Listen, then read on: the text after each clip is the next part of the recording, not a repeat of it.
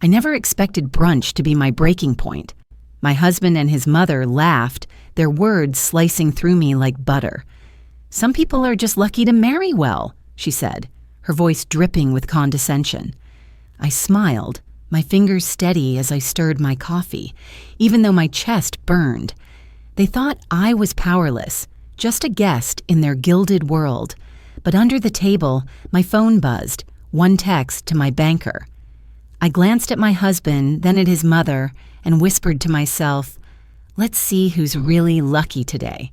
I married into the Whitmore family with the kind of optimism only love could fuel. At 34, I thought I'd found my perfect balance, a man I adored, a life I respected, and a family I was willing to embrace. They called me lucky, and I smiled, pretending I didn't hear the faint sting in their tone. Sunday brunch at the Whitmores was a weekly performance. The long mahogany table gleamed under crystal chandeliers, white linen napkins, bone china plates, and the ever-present glint of judgment dressed as politeness. My husband Jonathan laughed along with his mother's anecdotes, their voices blending into a chorus of privilege. I sat there, smiling, nodding, sipping my champagne. I wore my father's old watch on my wrist, an anchor to who I was before this marriage. It was scratched, aged, and irreplaceable. My mother-in-law, Eloise, tilted her head at it, lips curling. "Oh, darling," she said, voice honeyed but sharp, "still wearing that second-hand sentimental thing? We must get you something more, fitting for this family." My fingers brushed the cool metal of the watch. I smiled faintly, holding her gaze for a moment longer than polite society allowed. Jonathan chuckled, oblivious or pretending to be. I took a slow sip of champagne, eyes locked on hers. Inside, I could feel the first crack in my so-called paradise. Eloise thought I was an ornament, a quiet accessory to their perfect image. She had no idea I understood every unspoken rule in this room, and that I had no intention of playing by them forever. The next day, I logged into our joint account to transfer funds for a charity project I'd been planning. A red error message flashed across the screen. "Access denied." Confusion prickled at first, then an unmistakable chill ran down my spine. I tried again, same result. Jonathan walked into the living room later that evening, scrolling through his phone. "Hey, the joint account. Did you change the password?" I asked, keeping my voice calm. He glanced up briefly, as if it were nothing. "Oh yeah, just managing expenses better. You know how things can get messy. Mom suggested we consolidate a few things, keep it streamlined." My chest tightened, but my face didn't betray a flicker. Mom suggested. Of course she did. "Right," I said evenly. "Makes sense." It didn't. Not at all. Jonathan kissed my temple absent-mindedly before heading upstairs. I sat there, the quiet hum of the house pressing in on me. This wasn't just about money. It was about control. Eloise had been planting seeds from the beginning. Soft remarks about responsibility, casual reminders of Jonathan's role as the head of the family. Every brunch, every dinner, every offhand joke was a careful stitch in a tapestry she'd been weaving, a portrait of me as the dependent wife. But what Eloise didn't know, what Jonathan didn't even suspect, was that I'd never entered this marriage without my own foundation. I'd built my career as a financial consultant long before I ever met Jonathan. I'd managed portfolios bigger than his trust fund, and while they were busy underestimating me, I was quietly building something much larger than a marriage could contain. I picked up my phone, opened the secure messaging app only 2 people in the world knew I had. One of them was my banker. A simple code. Blue Sparrow. I pressed send. The message was short, discreet, meaningless to anyone else. But to the man on the other end, it was the start of a chain reaction that would rewrite the rules of this little game Eloise thought she was winning. I placed my phone face down on the table and leaned back, exhaling slowly. The next Sunday brunch was already set. Eloise would sit in her place at the head of the table, Jonathan at her right hand. They would laugh, They would drink, and they would talk about me like I wasn't fully in the room, and I would smile, sip my champagne, and wear my father's old watch. Because this wasn't the end of the story. It was just the first move. The next brunch came with the same predictable pageantry, white linens, crystal flutes, and a menu curated more for display than taste. I sat in my usual seat opposite Eloise as she launched into her weekly lecture on financial discipline. "You know," she began, slicing into her poached eggs with surgical precision, "a woman who manages her spending wisely keeps her household intact. Too many young wives confuse love with access to accounts." Her eyes flicked to me, her smile never faltering. I offered a gentle nod, the very picture of compliance. "That's such a wise perspective, Eloise. I'm grateful for your guidance." Jonathan, sipping his mimosa, barely noticed the barb embedded in her words, but I saw the tiny spark in Eloise's eyes. This was her arena, and she believed I was dancing to her music. Under the table, my pen moved against the small black notebook resting discreetly on my lap. Not scribbles, not thoughts. Numbers, dates, brief annotations. Every time Eloise spoke, I recorded. Her investments, her business lunches, the charities she name-dropped with exaggerated humility. People underestimate what they reveal in casual conversation. Eloise had no idea that I was collecting her words like puzzle pieces, quietly assembling the picture she thought she kept hidden. Over the next weeks, I played my part to perfection. I smiled at her remarks, asked her questions about budgeting as if I were an eager student. She basked in it, certain she was sculpting me into the kind of wife who deferred every financial decision to her husband, and by extension to her. One Sunday, I tilted my head slightly, my voice soft and almost hesitant. "Eloise, I was thinking, I'd love to buy you something special. A watch, maybe. Something that feels as timeless as you." Her eyes lit up briefly. Vanity was her most reliable weakness. "That's thoughtful, dear, but don't trouble yourself. These things can be expensive." I smiled sweetly.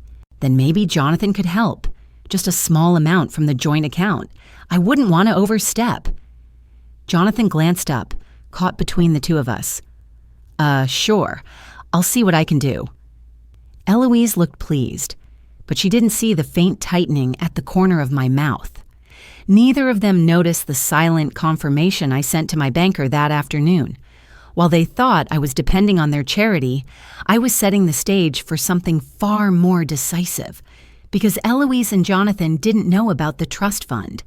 Years before I met Jonathan, I'd built my own network of clients, investments, and a portfolio that made independence my quiet shadow. It wasn't a number in a single account. It was layered, protected, and deliberately hidden in a structure of offshore holdings. Eloise believed she'd locked the gates on my financial freedom. She didn't know I owned the road leading to them, but money alone wasn't the weapon. The real blade was leverage. The second twist? I owned shares, small but significant, in Whitmore and Coal Industries, one of Eloise's most prized investments. I'd acquired them quietly through a mutual acquaintance before I ever walked down the aisle. In front of my dressing mirror one evening, I practiced my brunch smile. I needed it soft, deferential, perfectly in line with their perception of me. The kind of smile that said I had no idea how much power I was holding. At the next brunch, Eloise began her usual monologue about financial order when my phone buzzed gently in my lap. A single notification appeared. Transfer complete. $250,000 credited to Jonathan Whitmore's account. I sipped my champagne slowly, my expression unchanging. Jonathan's phone buzzed moments later. He glanced at the screen, confusion flickering across his face. Eloise noticed and leaned toward him, curiosity piqued. "That's odd," he murmured. "There's a deposit?" Eloise's brow arched delicately. "From whom?" Jonathan looked at me, his voice tinged with disbelief. "Claire, did you—" I placed my glass down gently, my tone light.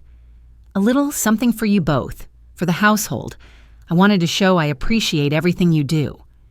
Eloise blinked, clearly off balance. This wasn't the move she expected from the docile wife she'd been sculpting. I smiled again, the same rehearsed, compliant smile I'd practiced in my mirror.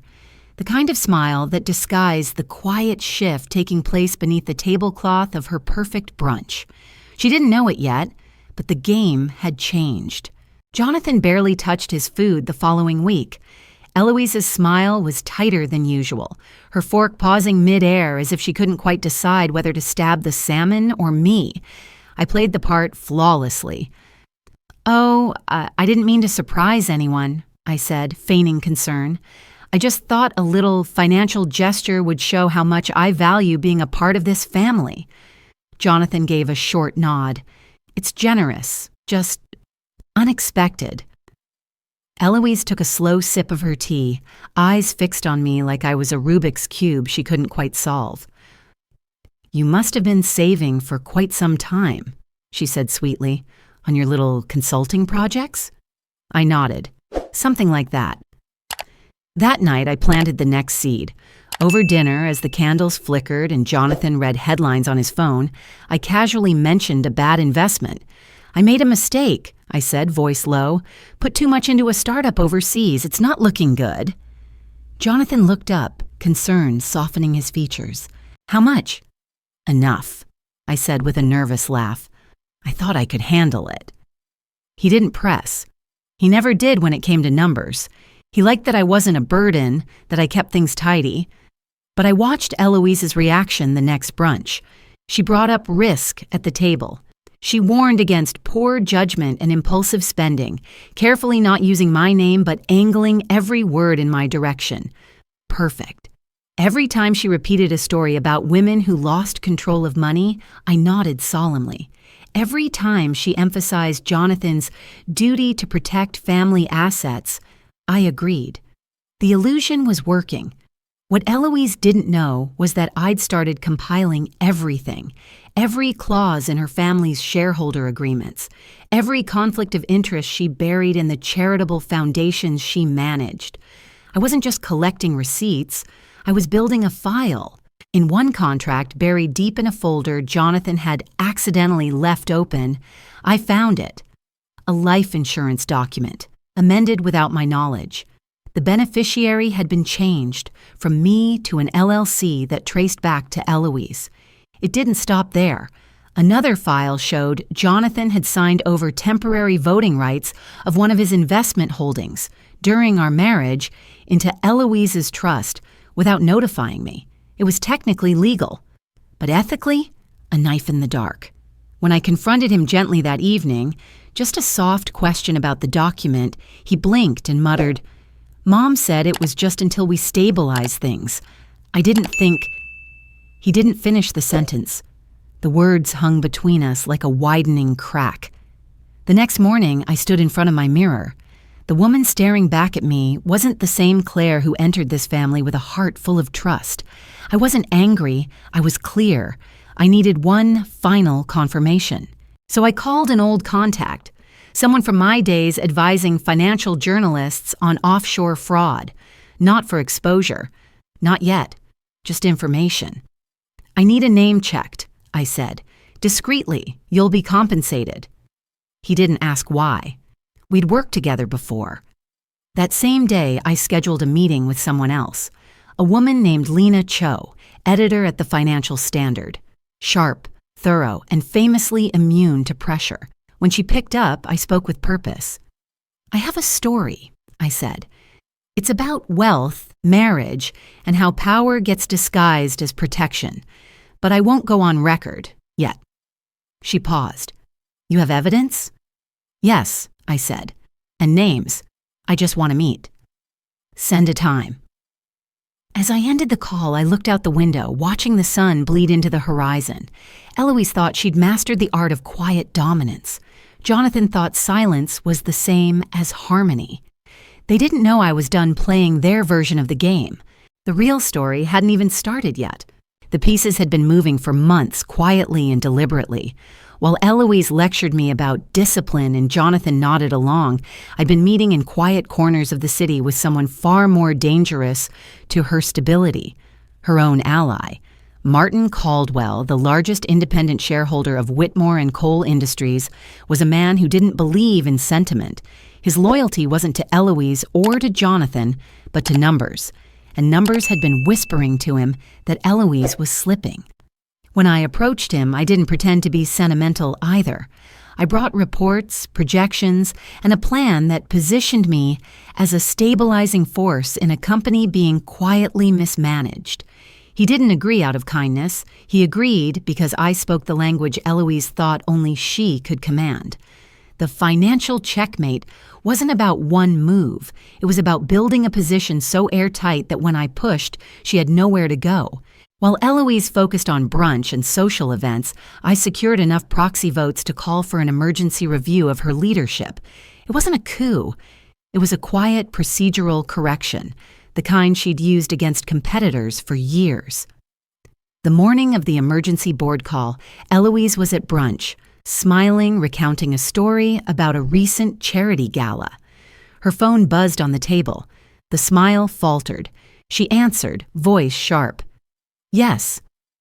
I watched her expression shift, the blood draining from her face as the voice on the other end relayed the decision. The board was convening without her approval. Martin had called for a vote. Excuse me, she said tightly, rising from the table. Jonathan looked confused. Mom, what's going on? She didn't answer. I sipped my coffee, the steam curling gently in the air, hiding my own smile. By the time Eloise returned, her composure had cracked. She tried to mask it, but Jonathan saw the tension in her jaw. I have to make some calls, she said, her tone clipped. The next 48 hours moved like a storm. Eloise's position was formally reviewed. Questions were raised about her risk management and unauthorized transfers. Martin's voice carried weight in the room, and the votes fell exactly where I knew they would. Eloise was out. Jonathan's phone began buzzing relentlessly, not with congratulations, but with questions from investors, reporters, and friends who suddenly weren't sure where to place their loyalty. The dominoes had started to fall. Eloise's carefully crafted image began to crumble in the press. Discreet whispers of mismanagement and loss of confidence bled into polite conversations. She hadn't been accused of anything criminal, but in her world, loss of reputation was a public execution. Jonathan, tied financially to several of her ventures, began feeling the strain almost immediately. Margin calls, unexpected debt exposure, a drop in the value of joint holdings. Suddenly, his quiet trust fund life wasn't quite so quiet. Through it all, I didn't gloat. I attended the final brunch as though nothing had changed. The table looked the same, but the air was different, heavier, more fragile. Eloise sat at the head, her perfect posture intact, but the authority behind it gone. Jonathan stared at his plate more than at either of us. I looked at them both, my watch catching the light, and for the first time since I'd married into this family, I felt free. As the plates were cleared and champagne refilled, I excused myself. "Thank you for the meal," I said softly. "It's been enlightening." Back at the house, I placed a crisp white envelope on the table. Inside, a letter. Not angry, not bitter. Just final. Jonathan walked in moments later. His tie loosened, exhaustion written across his face. His eyes landed on the envelope. "What's this?" he asked, voice uncertain. "A choice," I said simply. He opened it. The letter was short, signed with my name. A formal notice of divorce. Next to it sat a champagne flute, half filled, the bubbles rising quietly. I turned toward the door, pausing just long enough to glance back at him. "I hope you'll manage the expenses better this time," I said, my tone even. And then I left. The sun was warm on my face as I stepped outside. I didn't look back. Freedom came quietly. There was no grand announcement, no dramatic confrontation, just an apartment overlooking the river, a new set of keys, and the absence of tension every time I walked through the door. My calendar filled with work meetings, dinners with friends, and solitary evenings where silence wasn't a weapon. But freedom had its own cost. In whispers, I became cold-blooded Claire. The the woman who married up and then dismantled the family that took her in. The divorce wasn't public gossip, yet, but the circles Eloise and Jonathan moved in were small enough. Rumors traveled faster than truth. At first, I ignored it. The truth didn't need an audience. But over time, I noticed the way people's smiles shifted. Invitations slowed. Some friends turned cautious. Even in professional circles, there was a shadow, respect mixed with fear. That fear became my armor. I learned that detachment was a shield sharper than outrage. I didn't need to correct their version of the story, I just had to keep building my own.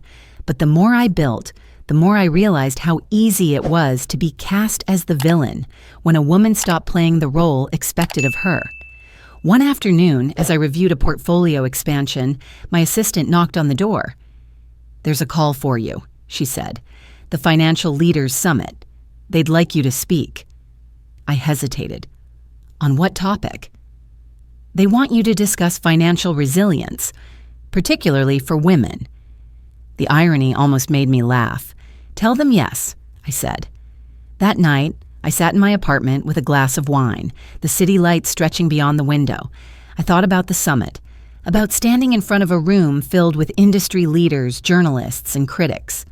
I thought about Eloise, about Jonathan, about every brunch where my voice had been a polite echo of theirs. I wasn't just free, I was in a position to change the conversation. The summit arrived with the usual spectacle. Flashing cameras, polished introductions, and speeches carefully designed not to upset anyone too much.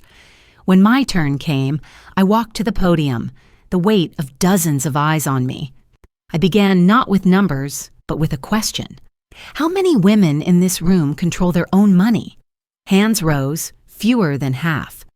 And how many have ever been told that financial protection is best left to someone else, someone who knows better? More hands. I told them my story. Not the names, not the scandal, but the framework. How financial dependence is built quietly, wrapped in politeness, disguised as care. How easy it is to lose access without even realizing it's gone. The applause was polite, but the conversations afterward were sharper, more engaged. Women approached me not to congratulate, but to ask questions.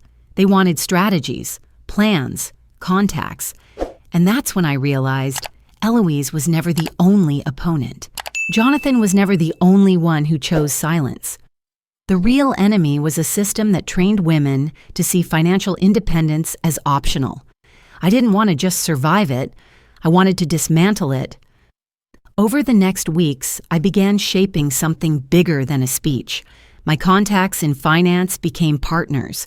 My old clients became donors. We worked quietly, deliberately, just as I had before. The press caught wind of it the day before we were ready. Claire Whitmore launches new financial trust for women. At the launch, I stood before a modest crowd of journalists and supporters. "This isn't about revenge," I said. "This is about rewriting the rules. Every woman should have access to the tools, the education, and the security to stand on her own. Marriage should be a partnership, not a contract of dependency." The cameras clicked. The room felt electric. Behind me, a large screen lit up with the logo, the Phoenix Trust, a program dedicated to helping women secure financial independence during and after marriage. It wasn't just a fund, it was a signal. A signal to every Eloise who believed control was the same as care. A signal to every Jonathan who thought silence was loyalty. A signal that the game was changing. The applause swelled as I stepped away from the podium. This wasn't the end, it was the next beginning. The invitation came quietly, almost like an afterthought. Keynote speaker, Global Women's Leadership Forum. It wasn't the largest event I'd been asked to attend, but the audience was different. Not just financiers, not just investors. Women from across industries, law, medicine, politics, technology. Women who understood the subtleties of power and how often it was denied to them. I agreed, but on one condition: my story would be told without names, without a family attached to it. I didn't need Eloise or Jonathan to be the headline. What mattered was the pattern, the mechanics of control, and the way women could quietly dismantle them. When I took the stage, the room was hushed. "I want to tell you a story," I began. "Not about numbers, but about trust.